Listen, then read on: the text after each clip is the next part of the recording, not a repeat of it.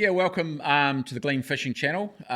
Today we are very lucky to have someone that you will all know. If you don't know this gentleman, you've probably been living in a cave. So we are very lucky to have the one and only Graeme Sinclair. Welcome, Graeme. Thank you, Darren. So this is a bit of a turn of events, eh? Like normally you're interviewing others, so I'm interviewing you, so I'm going to make the most of it, to be fair. So I think you bloody should. yeah, so hang in for the ride, Graeme. I did a bit of googling, as you do, and to be fair, man, you've done some stuff. You know, you're born in '56. 57 was the better Chev, by the way, but 56. I disagree. Yeah, it's highly biased. 55, 56, 57, but I think the 57 was the best of them. But I'll give you the 56 anyway. So yeah, look, you've done so much, and we've sort of grown up with you largely. I mean, you've looking through the background, you've gone fishing, you know, Ocean Bounty. You've MC'd a gazillion events. You're involved in the New Zealand Police, you know, Blue Light Project. It just goes on and on and on. You're a member of the New Zealand Order of Merit. So, you know, so you're right up there at the end of the day. That was a surprise. Yeah, but look, it shouldn't be. It wouldn't have been a surprise to us because, you know, you absolutely earned it. So, look, after a while I stopped looking because you've done so much. You've done so much for the community, so much for, you know, for kids and for everybody else. I just figured if I had to write it all down in my notes, I'd end up with RSI. So I gave up, and we just have to acknowledge you've done so much for the community and so much for the industry, recreational, commercial fishing, hunting. You're a bloody legend, and that's why it is an honour to have you here, Graeme. Well, I think I should say thank you, but I don't believe it. I mean, the legend thing, honestly, all I've done is make the most of opportunity, regardless of whether I was affected by MS and wound up in a chair or whether I was vertical. Where there's a will, there's a way. And that's the way you have to think. Yeah, no, agree on that. I mean, we've gone back a wee way. I remember we did a trip together, didn't we, on the Da Vinci out of Lee. Yeah, we did. With Ocean Seafoods. That's right. Yeah. That was a gone fishing shoot. Yeah. It was a bit of a revelation because I'd not spent a day on a trawler, especially filming a rec fishing show. But there we were out of Lee. And I couldn't believe how good it was, you know, in terms of the quantity and variety of fish. And also that we weren't towing for endless hours, that we were just there for short tows to actually produce quality product. And I saw firsthand how it worked. Oh, so that might have been, is that sort of what partially inspired you to do a little bit more in the commercial world then? Well, I always had an interest in the commercial world because my father was a commercial fisherman out of Littleton in the 50s. So, and I fondly remember going down to where the commercial fishing fleet tied up as a kid and walking along the wharf and watching the wooden fish cases being unloaded. And I still have the smell and, you know, that vibe in my bloodstream. I remember it well. So I guess that helped sow the seed, really. And I grew up by the sea. Couldn't escape. So you grew up in Kaikoura, or where did No, I grew up in Redcliffs. Yep. Down near Sumner in Christchurch. Dad was actually born in Kaikoura in the 20s. The family had a boat building business in Littleton and also a fishing business. And my great-grandfather built and raced yachts and won the New Zealand champs 3 times. It was in those days called, in the 1890s, called the Dominion Cup. And his father, William Sinclair, was actually, I think his greatest accolade was being banned from all of the pubs in Littleton. his bloody wife put an ad in the paper saying, "To the publicans of Littleton, please do not serve drink to William Sinclair from this day forward, or proceedings will be entered into. Signed, Mrs. E. Sinclair." Classic. Excellent. Well, I guess we've got social media for that these days, haven't we? But Yeah, but he first turned up in a whaling ship in the 1840s. So, yeah, really interesting. So Sandy hasn't had to take any social media posts out or put any news articles out to the pubs about you? So far, I've not been banned. Okay, right. Yeah, we've probably all been close, I guess, over the years. Well, who knows? So with so I grew up with Gone Fishing. You know, that music. You know, that music, you could hear it across the house. I just had to make sure, and that's the thing. I know you've got kids of your own, but I think a lot of kids that are now adults have grown up to that theme song and Gone Fishing, and I would say you're the father of fishing or promoting fishing, because, you know, for me, I know you're rolling your eyes, but to me, you were the first guy to promote fishing and do a show out of it. So where did, Gone Fishing, whose idea was that? What did, tell us a story about Gone Fishing. Well, there was a survey that came out, a National Research Bureau survey, published in October 91. And the survey said 914,000 Kiwis over the age of 16 go fishing at least once a year. So suddenly there were numbers attributed to the popularity of recreational fishing. So a guy by the name of Mike Barner had a company called Wild Film and Television, and he approached a couple of us about the idea of kicking off a fishing show. And I wound up in front of the camera because we couldn't afford to pay any other bugger. So that's how I literally wound up in a television career.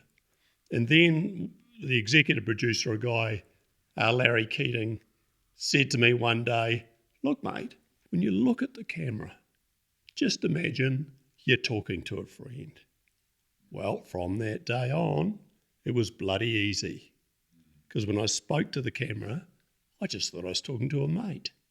So then the first series of Gone Fishing went to air on TVNZ, made a huge loss, because there was a traditional way of making television with executive producer, director, underwater cameraman, presenter, production assistant, on it went.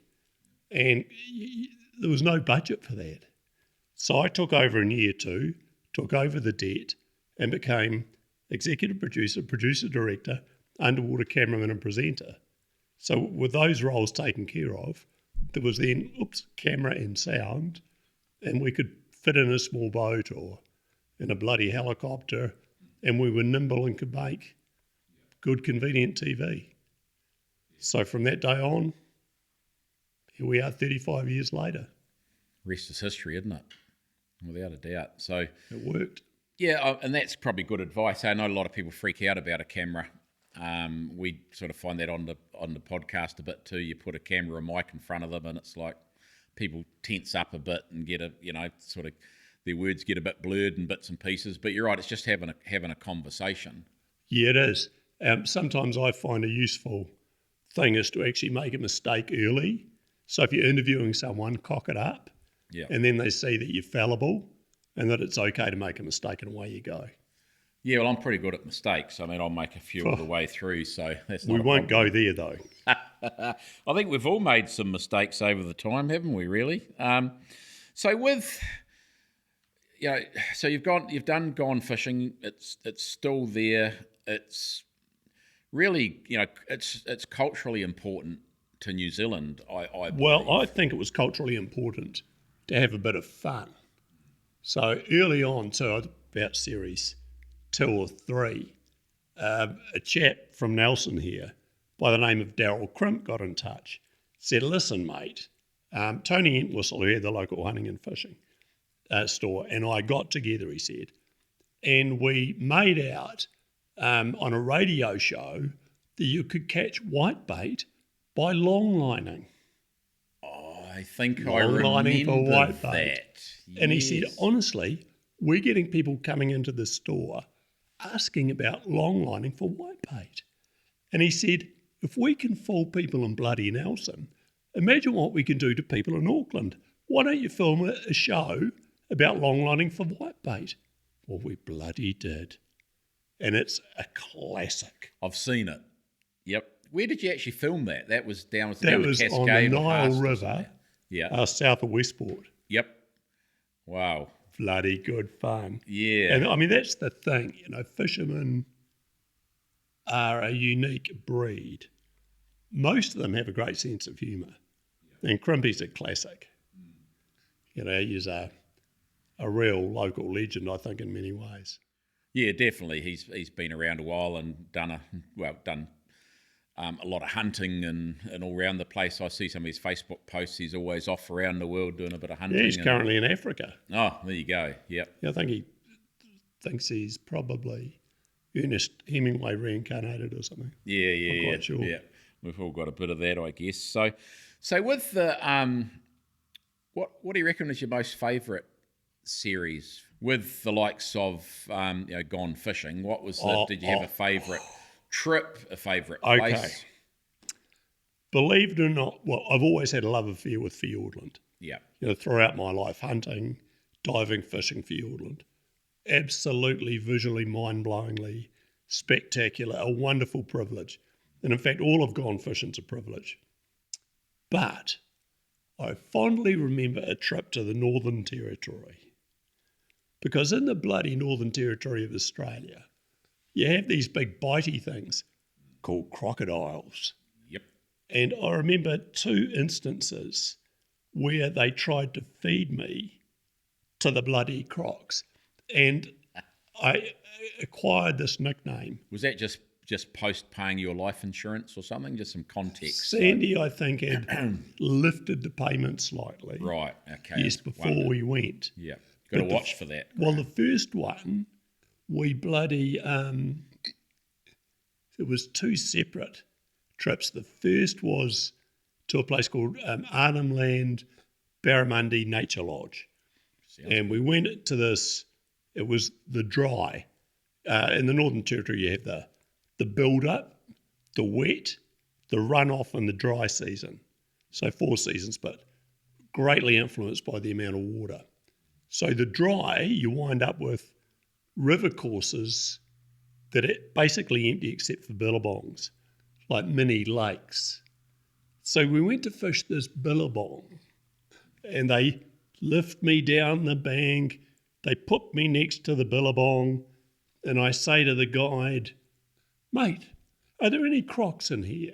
And he goes, well, last year there was a crocodile about 10 feet, but we haven't seen it this year. Oh, bloody good then. And so cast away for 10 minutes, quarter of an hour. Sitting at the water's edge. Yep. I'm at the water's bloody edge. And then he goes, nah, we'll go up the other end. So they lift me up back onto the bank, and we're looking down, and about 10 metres away, heading towards where I was this bloody croc. So they called me, from that day, Meals on Wheels. You can bloody laugh.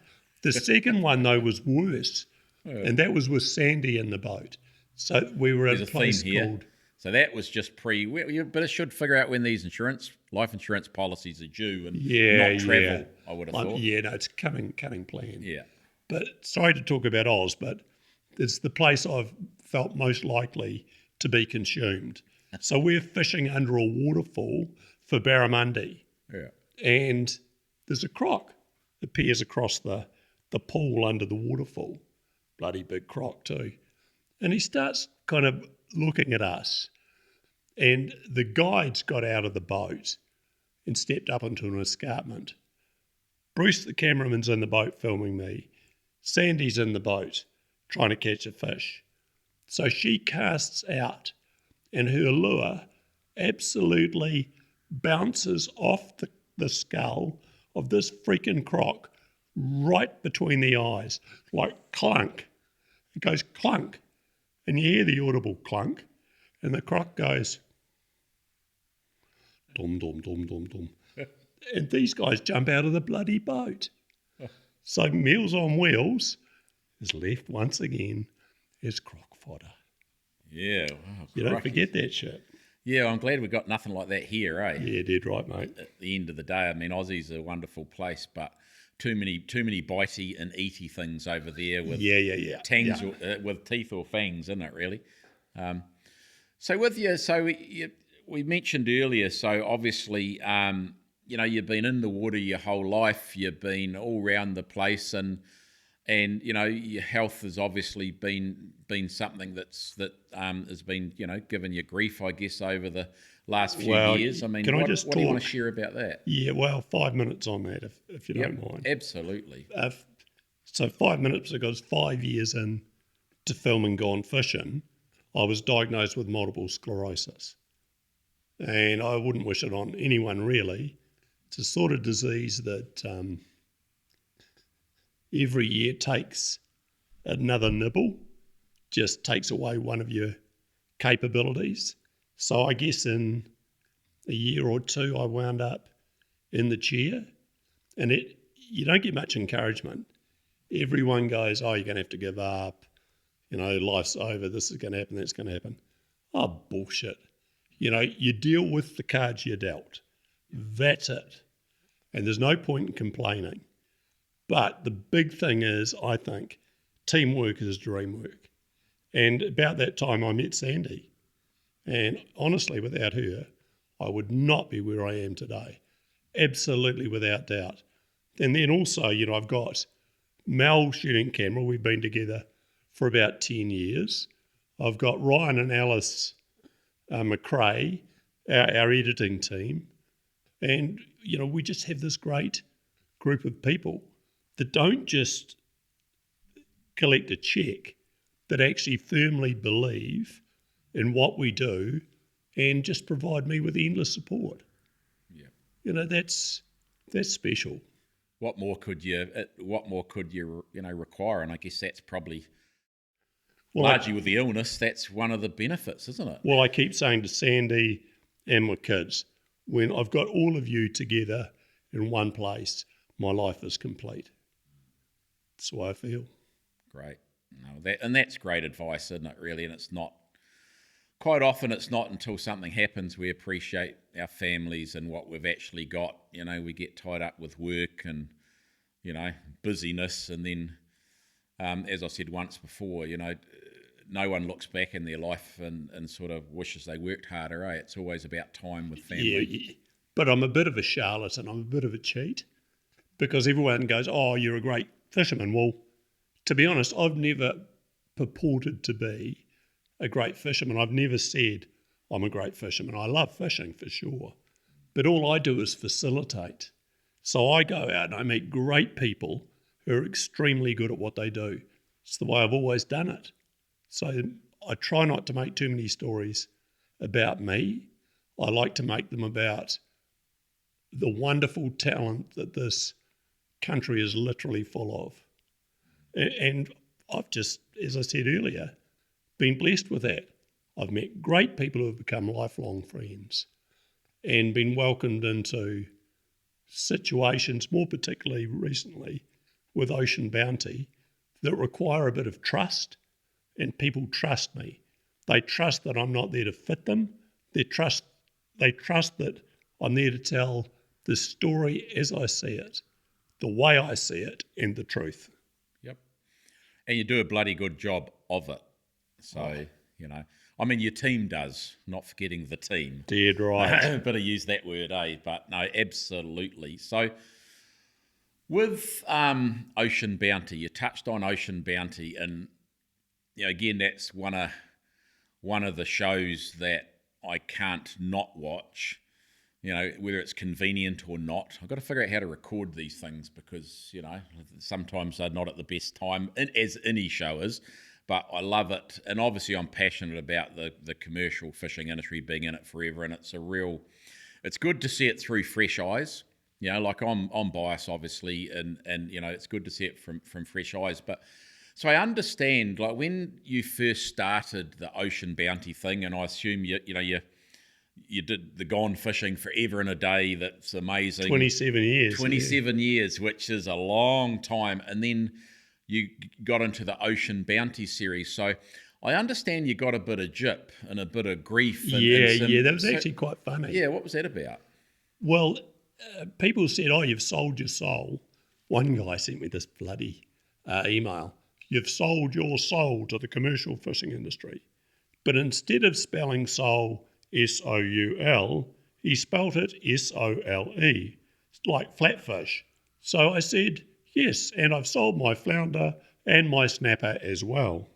Nice. So, like, come on. Yeah. And then, we did get a couple of death threats, and some people get very anti-commercial. The people, to me, that get anti-commercial do not understand what the hell goes on and need to pull their fingers out of their dates and get out and learn.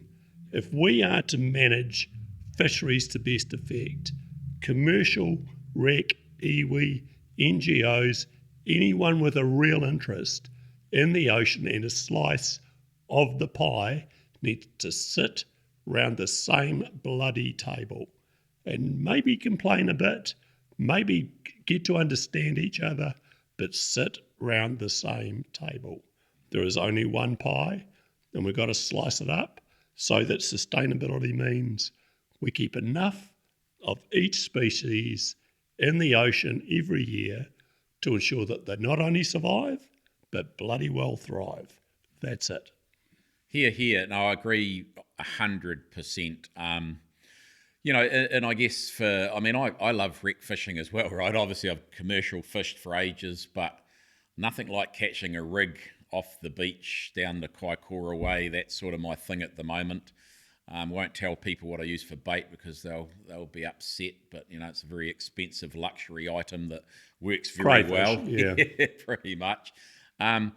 And so I love a bit of rec fishing, and I understand. Look, I've been standing on the beach catching kahawai on a rod. So, I've commercially fished and trawled and I've done that for decades, and I understand the passion that fishing creates, and and sometimes it's the bloody commercial guys. I've actually been standing on a beach fishing and saw a trawler tow past out about 4 or 5 miles away, and I got angry at it and frustrated, and thought, he's going to scare the fish away. And then I actually realised it was one of mine.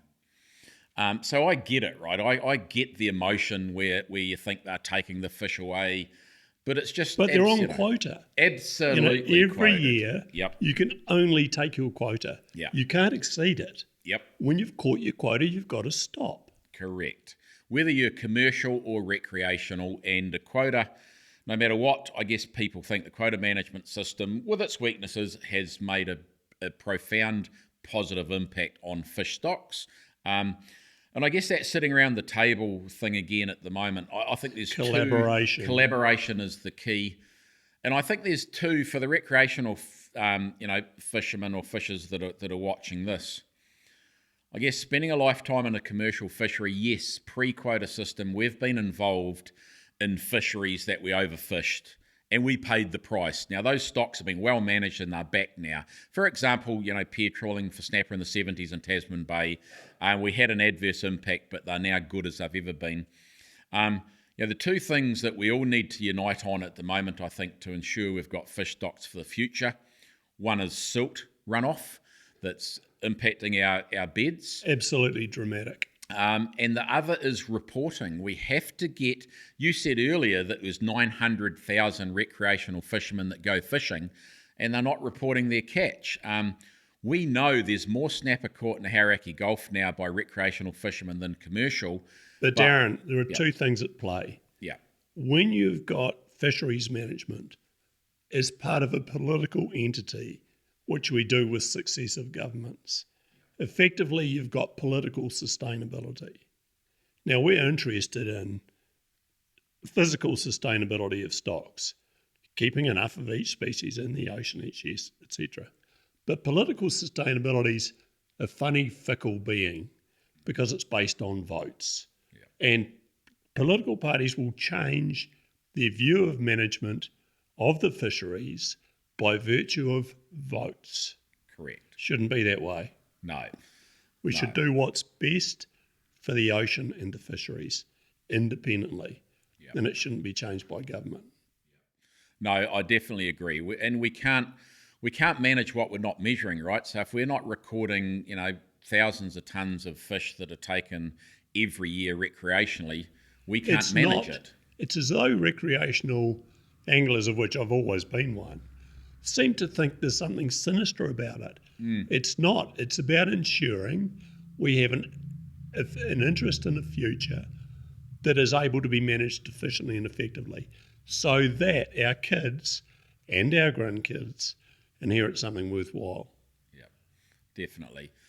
Speaking about like kids, so you've done a lot with take a kid fishing and Kids gone fishing. Kids gone fishing. So talk about that part of your life. You're involved in the NZ Police Blue Light. What's that all about? What's that? Yeah, I'm patron of Blue Light. I have been for 30 years. And that started with a kids fishing event down in Te Kaha, the Eastern Bay of Plenty. And we had police dog displays and things. And, it was that interaction between the community and police, showing that the police were there not only in law enforcement, but to actually, enhance communities. And that's always been a belief and something I've really enjoyed being involved in. And we've run kids gone fishing events from Invercargill to the far north over those 30 years. You've probably created a lot of fishermen over that time and inspired a lot of kids. It's closer communities working together. And when you see parents, like kids, parents, caregivers, all spending quality time together, everyone wins. And fishing has the ability to bring families together. It's one of its incredible benefits, I think. But, just that fact that what is it that kids crave most from us? It's something quite simple, really. It's called time. Yeah, no, absolutely. And I think that's an important point, right? Time, bringing kids together. So you've brought communities and families together, Graeme, with all of those projects and processes. I think I know you don't want to talk about it, but you have. Well, Sandy's the coordinator and organiser of those events. I just front up and shake hands and kiss babies. It's easy for me. Teamwork again. But the other part of that too is that our kids have grown up in those sorts of environments. So they've had that sort of benefit too, I like to think. Definitely. I mean, our son James is currently in Fiji. He's skipper and engineer on a big bloody gin palace. He delivered a boat from Auckland through Minerva Reef, spent 2 or 3 days fishing there, Nuku'alofa and Tonga, up to Vavau in northern Tonga, then came back here, has just gone back, taken the boat from Vavau to Fiji. Sounds terrible, Graeme. Sounds like a Shocking. Nightmare. Those bloody Sinclairs. Yeah, I was going to say. Generation after generation. But you've created that opportunity, eh? That's the thing. You've created that opportunity with the upbringing and the water and the salt water in the veins. So it's awesome. Yeah, I guess. Our daughter, I think, has similar desires. She's still finding her way, but loves time on the boat, loves time fishing, and loves outdoor New Zealand with a passion, as we all do. Yeah, it's just good for you, eh? Kiwi 101. So I guess now this is probably the most important question I'm going to ask you. So you're going to have to brace yourself for this one. Uh-oh. So we know roughly that, the old, 10% of the fishermen catch 90% of the fish. You said that maybe you're not the best fisherman, which I doubt, but I'd say you're a pretty darn good fisherman. But what I do know is you've probably been with and alongside some of the best fishermen in New Zealand for decades. What's the bloody secret? You know, you're out there on what's the secret to catching decent fish? Being that one guy that gets the 20-pounder, and everyone else sort of looks at you green around the gills with envy. Give us some tips and tricks, Graeme Sinclair. Dedication, perseverance, a variety of techniques, having plenty in your tackle box, plenty of variety. Fish don't feed through a 24-hour cycle. Learning about how they feed, when they breed, best times to hunt. Fishing is hunting, morning, evening, change of light. You know, there's all those factors. Do your research, watch your podcasts, you know, modern thing, and you never stop learning. Yeah, and I think too, chartering is a good way to learn. If you're new to an area and can charter and go out, you'll learn about local fish, availability, best times, borrow someone else's knowledge, and enhance your own. Yep. Wise words. So steal with pride and local knowledge, basically, isn't it? Bring it on. Yeah, no, definitely. So what's your favourite seafood? And how do you have it? I mean, you've probably had the odd fish in your life. What do you highly recommend? Well, I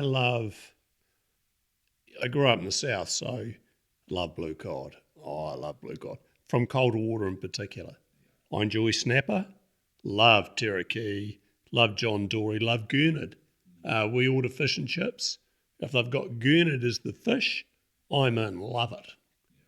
We had mussels. We filmed a mussel story on the Coromandel the other day. An oyster story that was. And those oysters were fantastic. But we also filmed a mussel yarn over in Golden Bay. And God, I can eat a bucket of mussels at a time. No problem. I mean, so I just love seafood. Fortunately, I don't become allergic. Mel, the cameraman, who used to love seafood with a passion. All he has to do is sniff a mussel and she's all over Rover.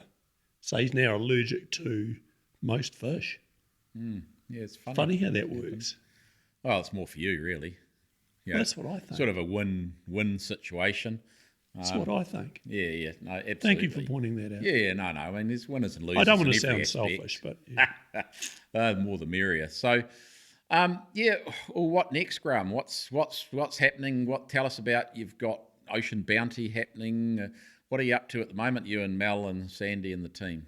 Well, we're here in Nelson, filming a number of stories around Ocean Bounty. There's a new trawler being built by Solander. So we're following that build in Turkey.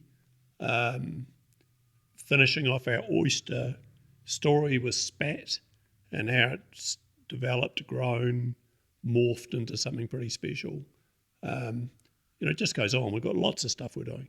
Inshore, offshore trawl, nets, how they're made, how they've changed, and also things like innovation.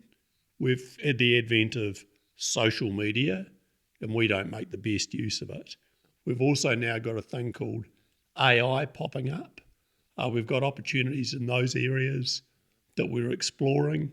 But by and large, I know at some point I will have to hang up my boots. As I said, with this bloody disease, things do get more challenging.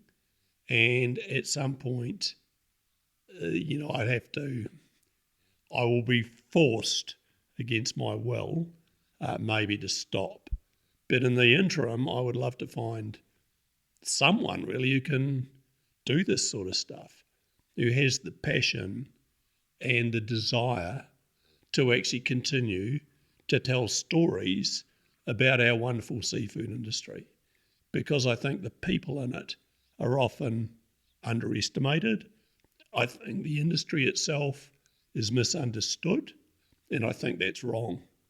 We have one of the best managed seafood industries on the planet, and it's never seemed to have got the accolades that it deserves. That should change.